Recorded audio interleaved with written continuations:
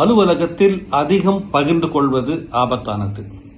அநேகர் தவறான காரியங்களை அலுவலகத்தில் தவறான வேலைகளில் பேசிவிடுகின்றனர். பெரும்பாலும் துடிப்பான தொழில் வல்லுநர்களை பற்றிய பொதுவான கருத்து உருவாவதற்கு கண்டுகொள்ளாமல் விடுபடுவதற்கும் அதுவே காரணமாகிவிடுகிறது. ஆம், உறுதியாக இருப்பதே சில நேரங்களில் நம்மை காப்பாற்றும். வெளிப்படையாக இருப்பதற்கு நாமவே நம்மை அழித்துக் கொள்வதற்கும் நூலிடை இடைவெளிதான் உண்டு. 8 காரியங்களை ஒருபோதும் அலுவலகத்தில் பேசக்கூடாது. ஒவ்வொன்றாக பார்ப்போம். முதலாவது, சொந்த பிரச்சனை. எல்லோருக்கும் சொந்த பிரச்சனைகள் இருக்கும். ஆனால் வேலை செய்யும் இடத்தில் அதை பற்றி பேசுவது உங்கள் மேல் நம்பிக்கை தன்மையை குறைத்துவிடும். சொந்த மன அழுத்தங்களை எல்லோரிடம் சொல்லிக் கொண்டிருப்பது உங்களை உறுதியில்லாதவர் போல காட்டும். அடுத்தது, பணியிட இலக்குகள்.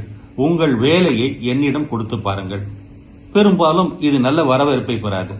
நீங்கள் நீண்டகால இலக்குகளை அதிகம் பகிர்ந்து கொள்வது மௌனமான போட்டியாளர்களை எதிர் மனப்போக்கை உருவாக்கும். அடுத்தது, அரசியல் கருத்துக்கள். வேலையிடத்தில் எல்லாவற்றை காட்டிலும் பிரிவினையை உண்டு பண்ணுவது அரசியல்தான். ஒரே ஒரு கருத்து அறையை இரண்டாக்கிவிடும். உடன் பணியாளர்களை பற்றி எதிர்மறை யூகங்களை, மற்றவர்களை பற்றிய சந்தேகங்களை பரப்புவது உங்களை தீங்கானவர் என்று முத்திரை குதித்துவிடும். வதந்திகள் வேகமாக பயணிக்கும். அவை எப்பொழுதும் திரும்பி வரும் வேலையை பற்றிய அதிருப்தி உங்கள் வேலையை பற்றி குறை கூறுவது உங்களை மட்டும் பாதிக்காது, குழுவின் உற்சாகத்தையே குறைத்துவிடும்.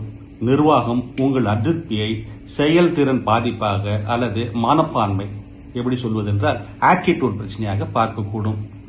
வார இறுதி சாகசங்கள். உங்கள் தனி மனித சுதந்திரம் உங்களுடையதே. ஆனால் தொழில்முறை தோற்றம் பொது வெளிக்குரியது.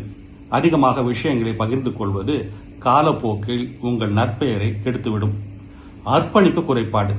சம்பளத்துக்கு மட்டும்தான் வேலைக்கு வரேன் போன்ற நகைச்சுவைகள் எதிர்கால வாய்ப்புகளை பறிக்கக்கூடும்.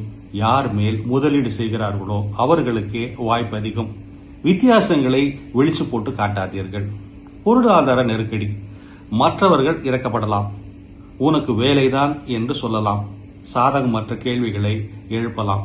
வேலையிடத்தில் பணத்தை பற்றி உரையாடல்கள் அதிகார மையங்களை மாற்றக்கூடும். நீங்கள் யார் என்பதை மறைக்க தேவையில்லை. ஆனால் உங்கள் அலுவலக அடையாளத்தை பாதுகாத்துக் கொள்ளுங்கள். உங்கள் நற்பெயரை பாதுகாத்துக் கொள்ளுங்கள். தாக்கம் ஏற்படுத்துகிற தன்மையை பாதுகாத்துக் கொள்ளுங்கள். ஆசிம் காலி இப்படி தன் கருத்தை பகிர்ந்து கொள்கிறார். இது போன்ற சிந்தனைகளுக்கு தமிழ் பூமர் அபிஷியல் சேனலை சப்ஸ்கிரைப் செய்யுங்கள்.